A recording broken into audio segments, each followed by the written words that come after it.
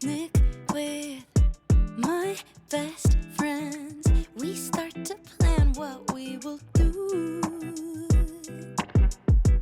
Now life's back in color and everything's feeling brand new.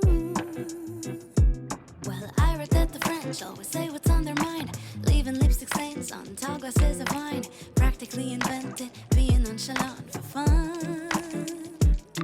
They tear apart Voltaire just like afternoon croissants, strolling over bridges that were built in Renaissance. Isn't that what every romance loving 20-something woman wants?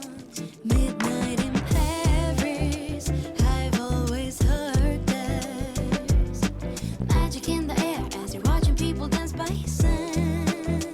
Midnight in Paris, oh what a feeling. Steps on cobblestones, thinking this must be La Vie en Rose.